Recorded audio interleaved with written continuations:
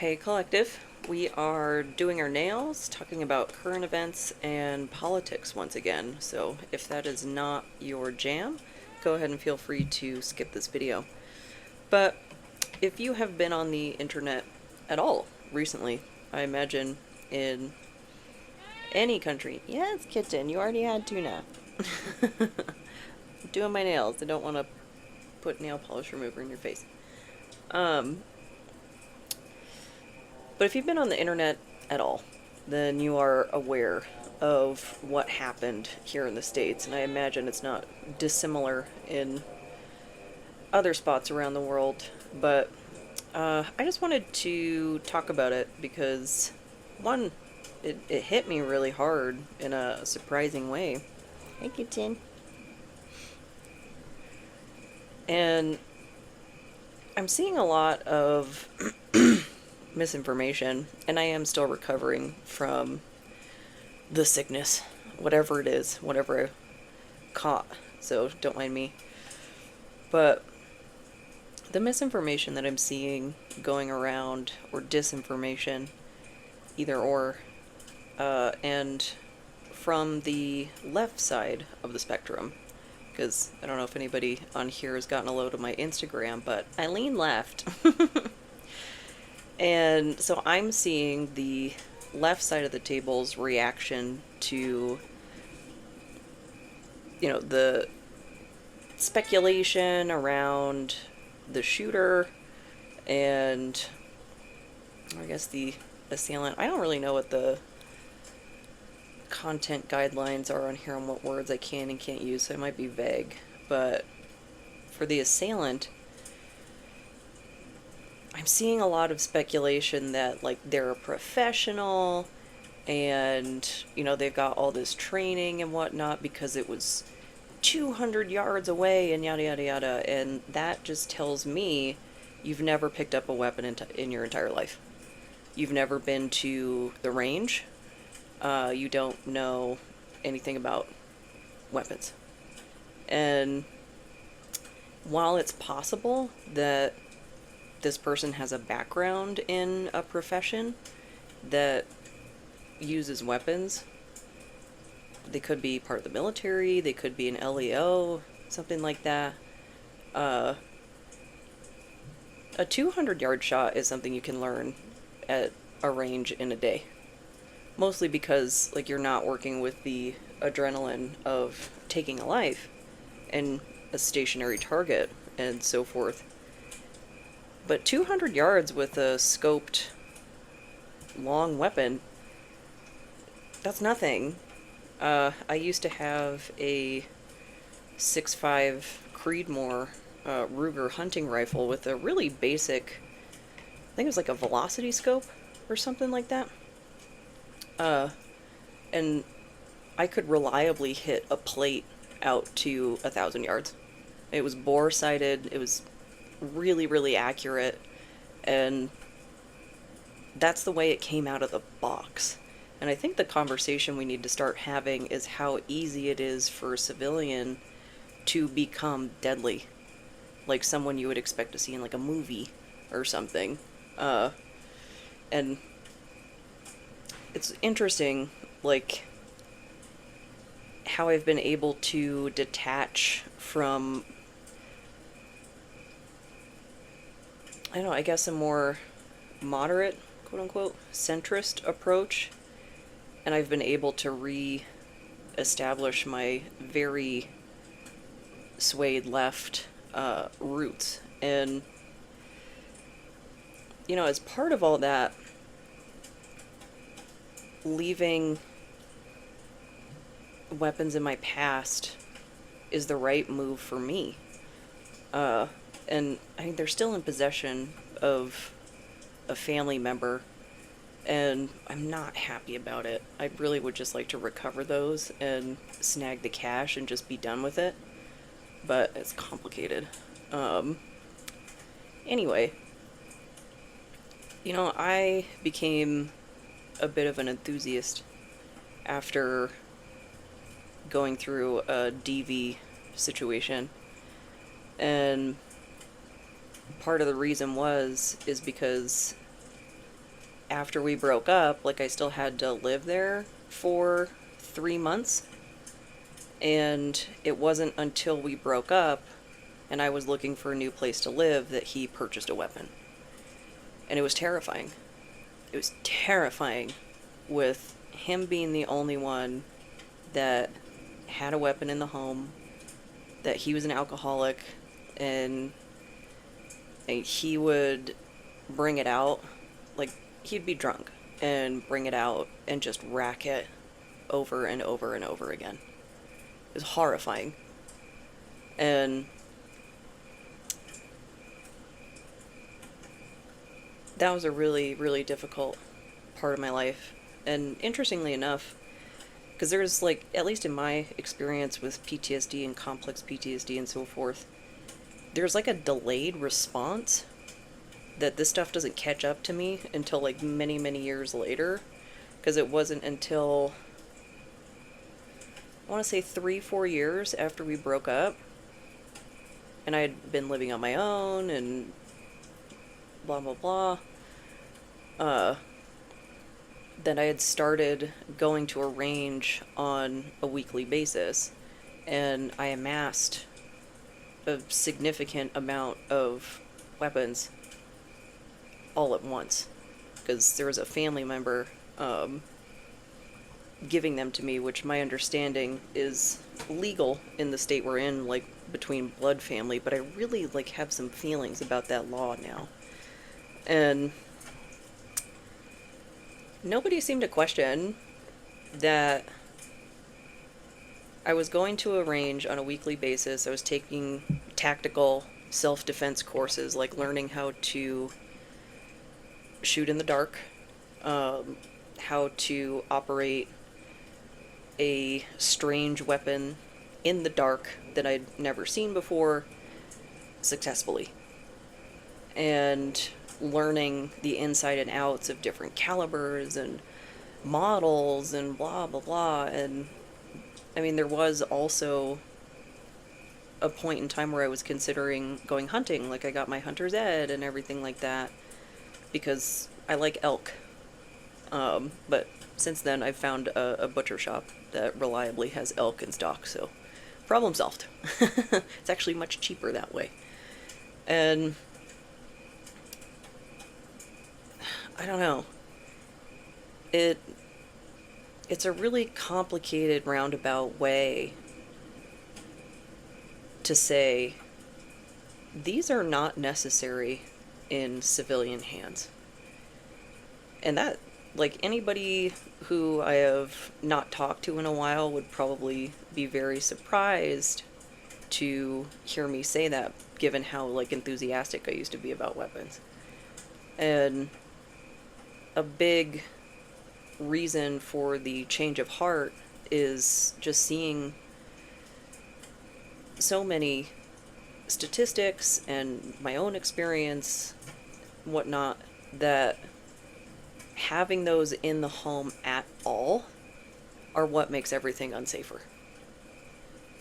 It doesn't matter how hard you regulate them. You can't regulate someone who wants to hurt somebody. And it is the weapons. Having access to those is the problem. It's one thing to, like, have intent to harm, but if you don't have the ability to carry out that harm, have all the intent you want. Like, knock yourself out. Cool, dude. But to go back to the events of yesterday, I saw uncensored video that I wish I hadn't seen, you know? Just like I wish I hadn't seen the uncensored video I saw of a drone strike in Gaza. And today is 9/11. I wish I hadn't had to see people leaping out of those buildings because they were doomed either way. And those images just play in my head over and over and over again, and I gotta play this stupid game, this masking game that I'm okay because people need emails. It just makes me crazy. Uh, but the whole misinformation, disinformation bit, people are talking about, the carotid triangle or whatever, the triangle of death that the assailant hit. He may have missed. He may have been aiming square between his eyes and missed, because when you're nervous and when you're anticipating, like, if you're looking at a paper target, that's going to come out low right because you do this. And if your grip is weak, if you don't have it, like, I'm basing this based off of short handheld weapons, but if it's something that was being held and the grip wasn't strong enough, then on a paper target, that's going to land high left. And so we don't know. We don't know if this person had a really good scope on the weapon, if they missed, whatnot. We're not going to know anything until they've been apprehended. And the feeding the sensationalism, it doesn't do anything. Similarly, dehumanizing people doesn't do anything. And I'm not saying that to justify anything. Him as an individual, I'm not celebrating the events either way. Just at all. I just don't want to be someone who dehumanizes the opposition, because that's something that's been done to me.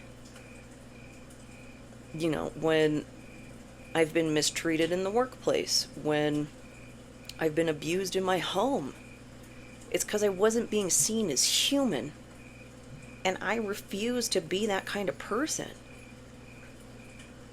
I have no idea what his wife is like, but I do know, at least from what I've seen, that she was there, and so she saw this live. This is how you get PTSD. And I would not wish this disorder on my worst enemy. I wouldn't. This is a torture chamber I'm going to be living in for the rest of my life because of what other people did to me. Because I wasn't seen as human.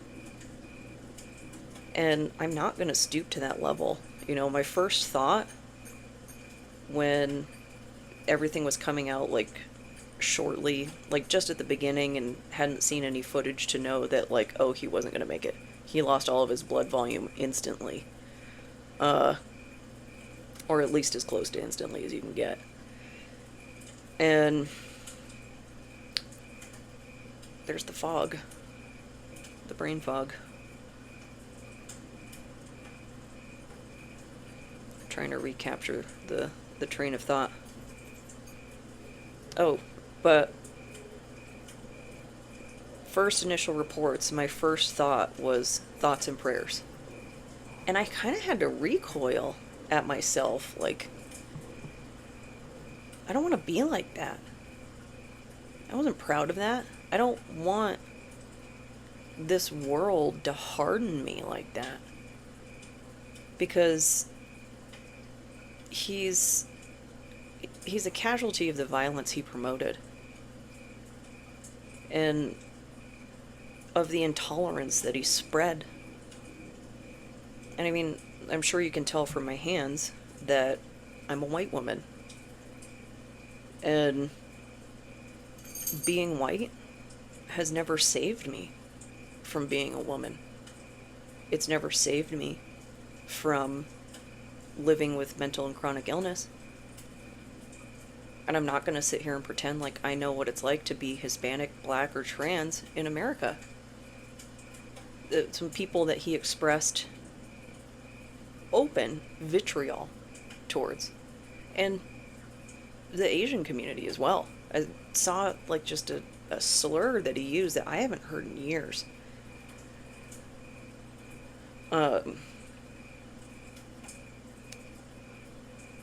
It's not It's not about humanizing him. It's about not dehumanizing him. A little bit of a difference in the semantics there, because stooping to that level,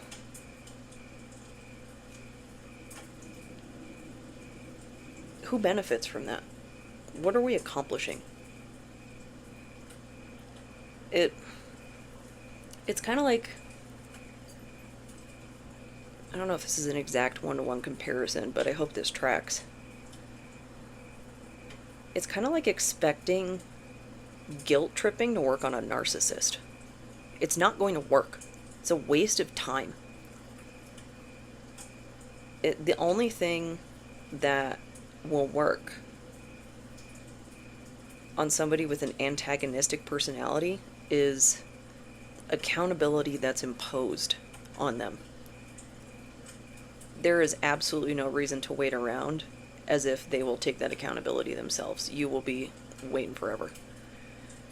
But I think the conversation we really need to have is, how do we change things? Because all I ever see happen is like the thoughts and the prayers and this and that, and then now we're into like the whataboutisms. That's where that like guilt tripping thought was coming from. I'm seeing the like, well, what about the senators and so forth that nobody lowered the flags for, which I agree is a terrible thing. And they don't care. They do not care. We are wasting our breath trying to get the other side to agree with us. The only solution is right now, I mean, we're fighting an uphill battle.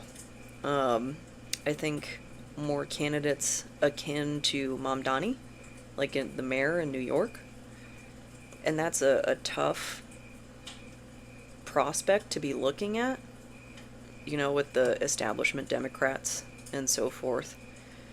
But I mean, AOC, her and I are about the same age, and she went from bartender to Congress. Grassroots can work, but only with the proper effort applied. And that does not include trying to get your opposition to agree with you.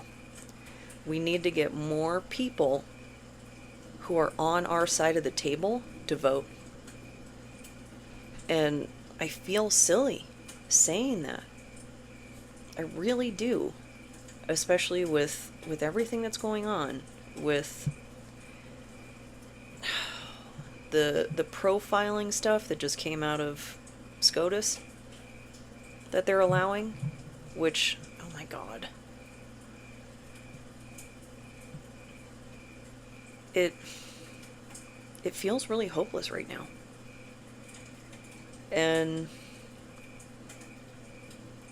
I don't know if I have a solution to that. I don't think I can really change that. The only thing that can is seeing results from our hard work. And I mean, if you look at, I'm going to use him as an example again, Mamdani, but those polling results, he is just like miles ahead of the other candidates in approval ratings and so forth. And we need more of that. I think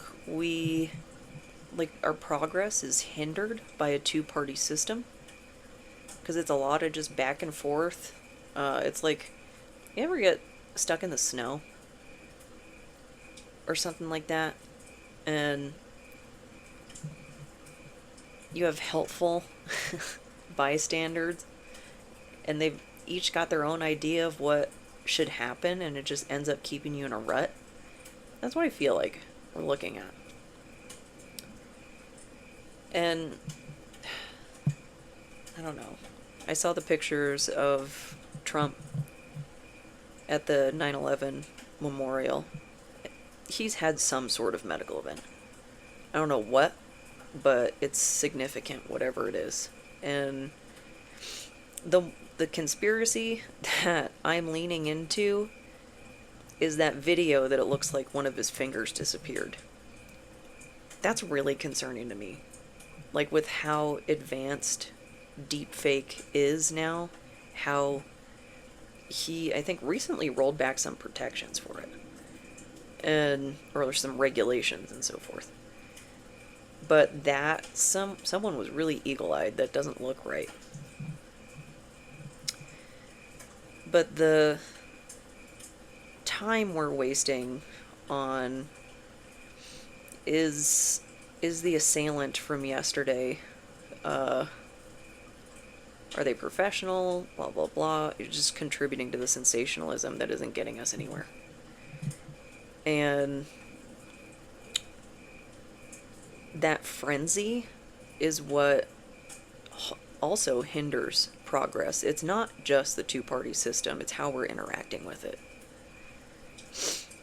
Easy to say from my position, from somebody who can interact with an LEO and leave alive, right? And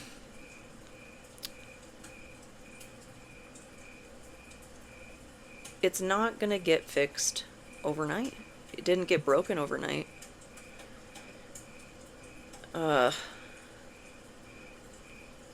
There's gonna be disappointments, discouragements, and we need to think about really what kind of tomorrow we want to see. The event at the school in Colorado got totally overshadowed by what happened in Utah. And what we saw on those cameras, that's what kids see when they go to school.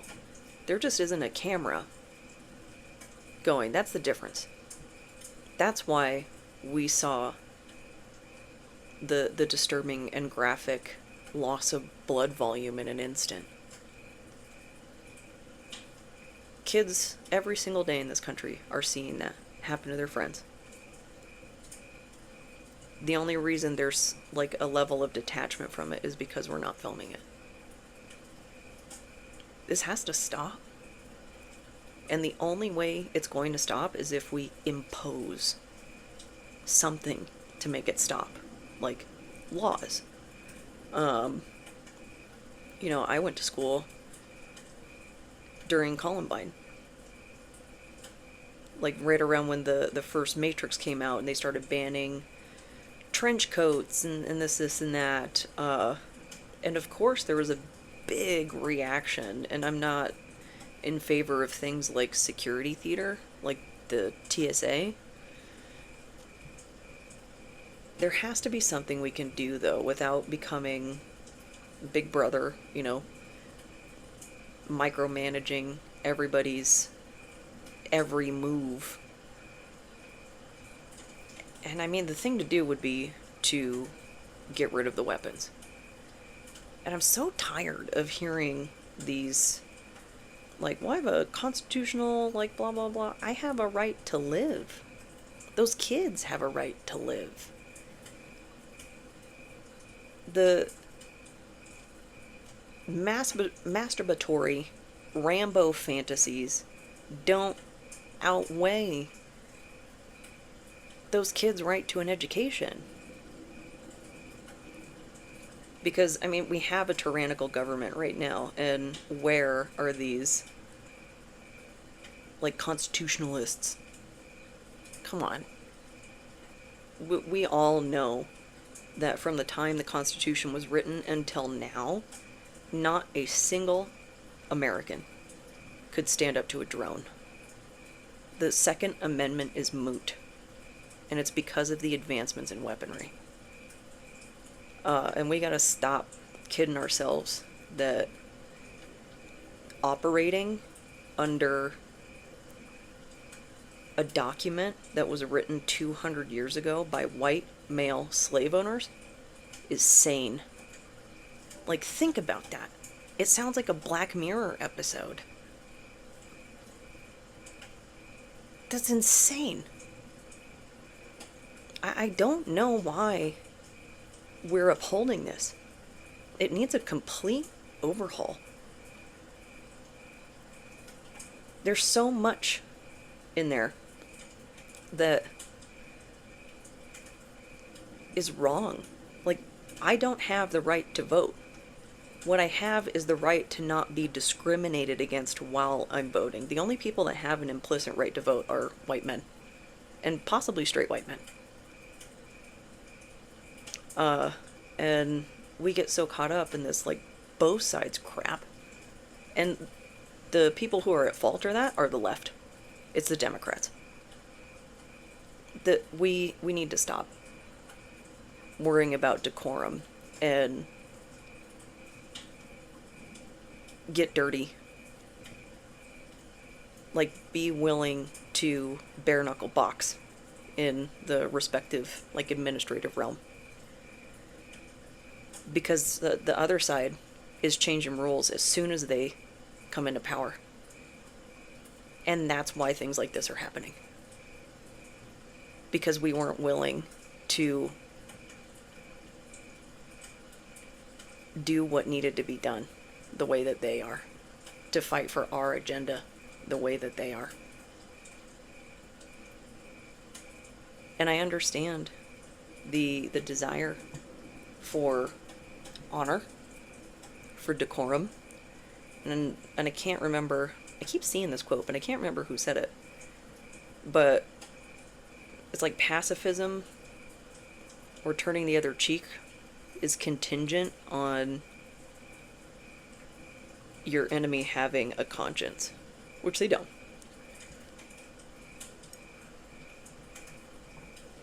You can just tell from press conferences. They're just bold-faced lying. I think there was a clip when it came to Medicaid. What's her bucket? Pam Bondi. You can see a drastic change in her behavior. It's the blink rate in when she was talking. That, like, oh, we're not going to touch Medicaid, and how she started, like, her eyelids started fluttering, started blinking faster. She's lying. She's showing a change in baseline behavior, a really significant one. And so just, like, it means she's under stress. Not necessarily that she's lying, but now that we've seen how things played out, like, she was lying. And I think another compounding issue here is that there is no accountability for politicians who don't keep their promises. If I don't do my job, it's at risk. I don't get reelected. I'm not in an elected position, but, like, you get what I mean. And I'm doing Medusa nails because I'm angry. But it just bothers me how much misinformation that I'm seeing, and the sensationalism and the dehumanizing. I'm not celebrating this guy's life. I'm not celebrating his death, though. I just don't want to be that person. Like, to each their own, you know. I understand why other people feel the way they feel, and everybody's got their, like, I've had it, I can't take anymore, I'm done being nice. Fair enough. I just can't. I don't want to do what's been done to me, you know? I want to be seen as a person. I've been fighting my whole life to be seen as a person. No news yet. No word yet. But at least the progress that I've made is I see me as a whole person now instead of a fractured self. Which is, oh man, not a small feat. After living with complex PTSD, I think, since I was very, very young. But this is a hard time right now. And I don't even know how long this video is because the camera's above my head. But there's not an easy solution. I'm not going to sit here and pretend like I'm this benevolent dictator of the world and I have all the answers to everything. Oh, the other thing I wanted to address, the headline that I'm seeing go around, like I paid an Etsy witch to uh, curse the victim. I have feelings about that. Because things like curses and hexes and freezer spells, putting people in a jar, I don't do stuff like that. It just doesn't have a place in my practice. I don't even do justice spells. The closest I would get to that would be like a judgment casting, you know, trying to work with like Anubis or Archangel Sariel. But that's like an invocation of like, I feel like I'm just being a spotlight operator, like, look over here. And then I get out of the way. Because I think there's some arrogance in the way people operate, expecting things like justice and karma to operate under their will. I think it doesn't hurt to invite, you know, your guides, deities, so forth, to oversee your case, as it were. And there are many things, you know, from the human perspective that I'd be like, yeah, that's wrong, like unequivocally. Of course. I am not justice. It's just not my role here. I have my feelings on things, and I'm acutely aware that I am ever so biased. But, you know, if they did their casting and things went the way they went, seems like there's maybe something bigger unknown to me going on.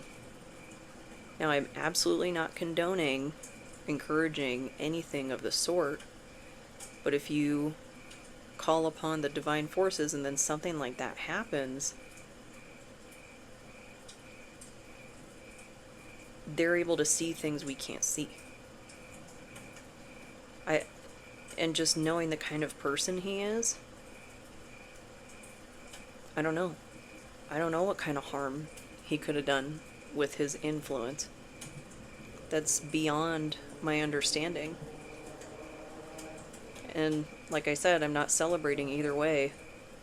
Either of his either sides of the transitional state that he found himself in yesterday.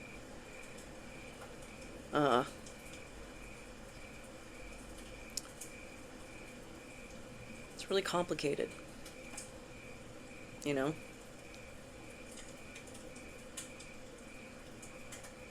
I'm very much a do no harm, but take no ish kind of person. And I'm not a pacifist. If someone broke into my home, I wouldn't pray about it. You know, I don't have those weapons anymore. But there's a lot of stuff in your home you can defend yourself with.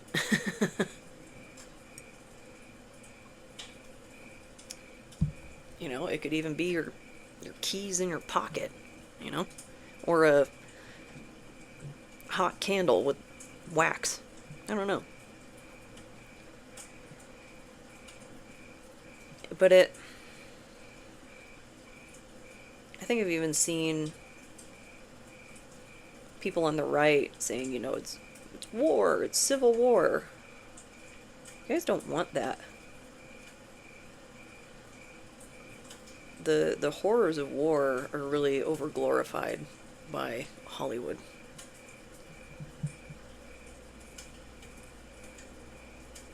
And I think this is really high visibility, you know, because of his status as like a influencer or podcaster or whatever.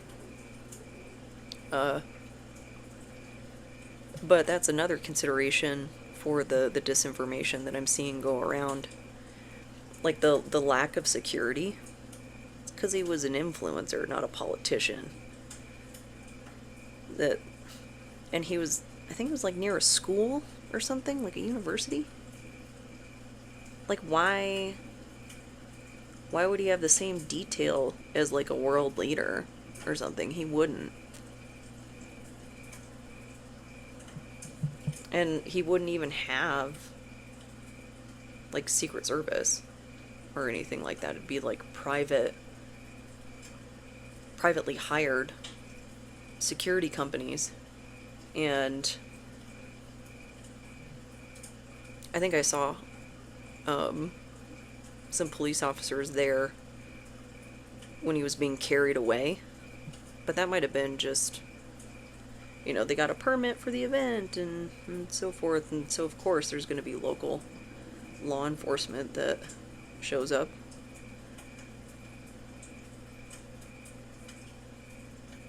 But all this to say, really consider how you're contributing to the discourse. Like, I'm not going to be, outside of this, you know, commenting on the Etsy witches and whatnot, and there's probably going to be so much trash talked, and oh, it gives me shivers down my spine in the shape of the Salem witch trials. It just, I don't want us to go backwards and be driven into the shadows, anything like that, you know, out of the risk of violence. That might be a conversation for another day, because many complicated feelings about that. And, you know, I'm a witch with an Etsy store myself. I hope it doesn't, the platform doesn't get, you know, flooded with bots or just hate, anything of that nature. Because there are some of us that are on there legitimately trying to just help make ends meet, make a living, not trying to be charlatans, anything like that. So, I don't really know how to end this message. Talk to somebody if you need to talk to somebody. Professional, support group, friend, your cat, otherwise. That might be the thing to do before posting. Or at least before posting disinformation, maybe, you know, work through your thoughts a little bit. Because that's not a benign act. And I say that against both sides. Okay calling anybody out, whether they're on the right or the left. Spreading disinformation hurts everybody. Speculating, just pump the brakes a little bit. You know, you don't have to post those thoughts. Those can be inside thoughts. Wait until there's something concrete to go off of, and vote, petition. There are many organizations out there helping stand up to gun violence.